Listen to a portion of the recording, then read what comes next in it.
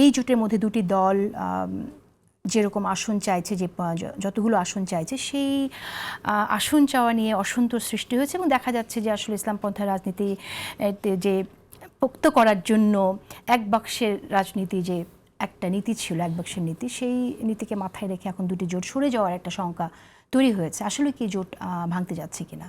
এটা আপনি ঠিকই বলেছেন যে নির্বাচন ব্যবস্থাপনা বাংলাদেশে যেটা আছে, এই নির্বাচন ব্যবস্থাপনাটা এমন যে এখানে বড় দলগুলো চায় ক্ষমতা যাওয়ার জন্য, সে একটা জোট করতে চায়। আবার অপেক্ষাকৃত যে দলগুলোর সামর্থ্য কম, তারা চিন্তা করে যে তাদের ভোট রেশিওটা বাড়ানোর জন্য তাহলে বড় দলের সাথে একটা জোট করা। এর বাইরেও আদর্শের একটা বিষয় থাকে। যেমন এবারে যখন ওই যে সব ইসলামিক দলগুলোর এক বাক্সে ভোটের আইডিয়াটা এসেছিল, আমি কিন্তু এটাকে অ্যাপ্রিসিয়েট করেছিলাম। এই জন্যই করেছিলাম যে বাংলাদেশে ইসলামপন্থী দলগুলোর ভোট এক বাক্সে আসলে দুটো জিনিস লাভ হয়। একটা হচ্ছে আমাদের দেশে বারবার বলা হয় যে ইসলাম নিয়ে এত ভাগাভাগি কেন, ইসলাম নিয়ে এত বিভেদ কেন, এটারও একটা সুন্দর সমাধান হয়। আর আমাদের দেশে দেখবেন বলা হয় যে 92% মুসলমানের দেশ, এখানে কেন ইসলামের প্রতি মানুষের আগ্রহ থাকবে না। সুতরাং ইসলামিক দলগুলো যদি একসাথে হয়ে একটা ভোট করে, একটা পার্সেন্টেজ যদি দাঁড়ায়, একটা সংখ্যা যদি দাঁড়ায়, তাহলে আমরা একটা জিনিস বুঝতে পারবো যে আসলে কারা ইসলামী রাষ্ট্রের চিন্তাটার সাথে তারা একমত আছেন। এটা হলে ভালো হতো এবং সেটা কিন্তু হওয়ার একটা সম্ভাবনাও তৈরি হয়েছিল। কিন্তু আজকে যেটা আমার কাছে মনে হয়েছে যে এটা একটা ঝুঁকির মধ্যে পড়েছে, যে কোনো কারণে হোক। কারণ এটা জাহেদ যেটা ইঙ্গিত করেছেন যে আমি এটার অংশ, আসলে আপনি জানেন যে 8 দলীয় জোট নামে একটা জোট আগেই কিন্তু তৈরি হয়েছে।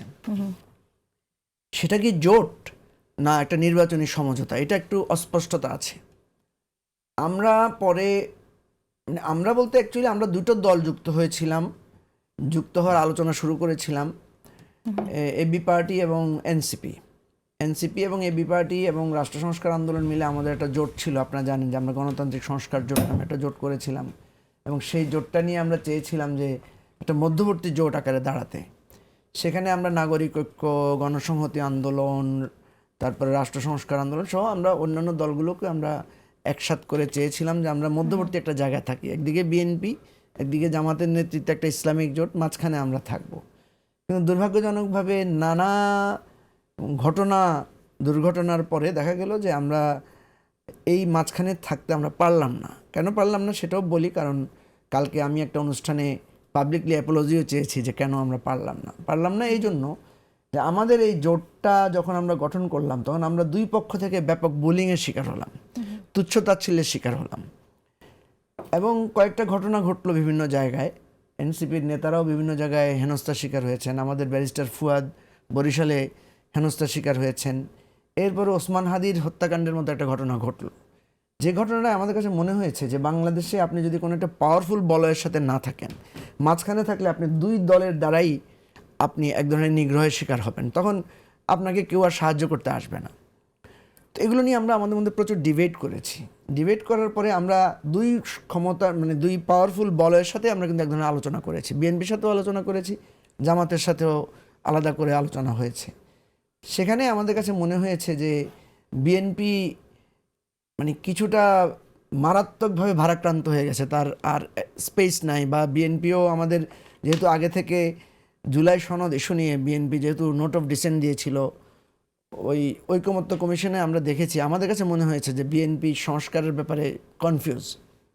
জামাতকে কম্পারেটিভলি মনে হয়েছে সংস্কারের ব্যাপারে জামাত অনেক খোলামেলা এবং পরিষ্কার বা আন্তরিক। তো এই নানা বিষয়ে দেখা গেছে যে আমরা একটা পর্যায়ে গিয়ে জামাতের যেই 8 দলীয় জোটটা ছিল তাদের সাথে এক ধরনের আসন সমঝোতার বিষয়ে আমরা আলোচনা শুরু করি। আলোচনাটা পুরোপুরি সম্পূর্ণ হওয়ার আগেই আপনার ওই যে মনোনয়নপত্র চূড়ান্ত করার দিনটা চলে আসে।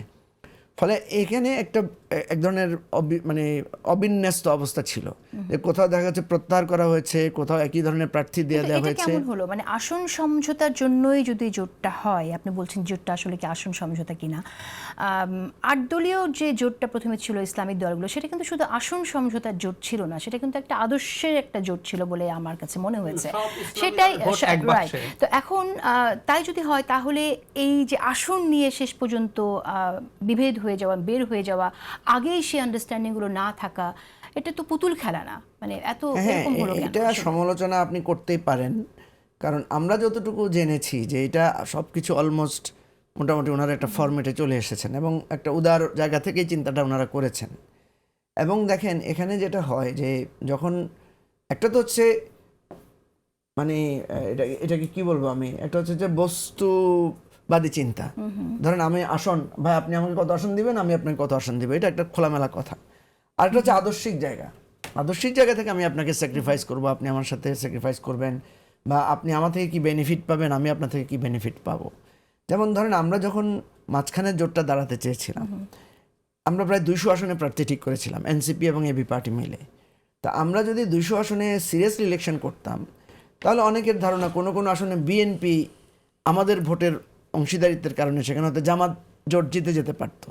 আবার কোনো কোনো আসনে দেখা যাবে যে আমরা একটু ভোট বেশি পাওয়ার কারণে সেখানে জামাতের চাইতে বিএনপি বেশি ভালো পাবে, এরকম নিশ্চয়ই হিসাব তারা করেছেন।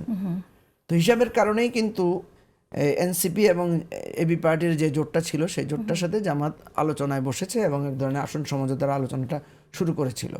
আমরা সেখানে বলেছিলাম যে এই সমঝোতা জোটের একটা স্মারক থাকতে হবে, একটা স্টেটমেন্ট থাকতে হবে যে কেন আমরা এই জোটটা করছি, নাম্বার 1। নাম্বার 2 হচ্ছে এটার মধ্যে একটা সুশৃঙ্খল ব্যবস্থাপনার মধ্যে দিয়ে আমরা একটা ঘোষণায় যাব। আপনি যেটা বলেছেন যে সমঝোতা, তো মানুষকে তো বলতে হবে আমরা কেন সমঝোতা এসেছি। কারণ আপনি একটা দল করেন, আমি একটা দল করি, উনি একটা দল করেন, 3 জন আমরা কেন একজোট হয়েছি বা কি সমঝোতাটা আমাদের হয়েছে, এটা আমাদের বলতে হবে না? নিশ্চয়ই নিশ্চয়ই আসন সমঝোতাটাও গুরুত্বপূর্ণ, কিন্তু তার চাইতে গুরুত্বপূর্ণ হচ্ছে আমাদের সমঝোতার সূত্রটা কি। ধরেন আমরা তো ধর্মীয় দল না, তাহলে রাইট, অনেকগুলো ধর্মীয় দল আছে সেখানে। তো এই জায়গাটায় এখনো স্পষ্টতার অভাব আছে। কিন্তু আমি যেটা মনে করি যে নির্বাচন যত ঘনিয়ে আসবে এটার হয়তো একটা সমাধান হবে। কিন্তু মানে এই যে এখন পর্যন্ত আপনি যেটা বললেন যে এখন পর্যন্ত সুস্পষ্টতার অভাব বা এখন অন্তত এই জিনিসটুকু মনে হচ্ছে যে এই জোটটা টিকছে না।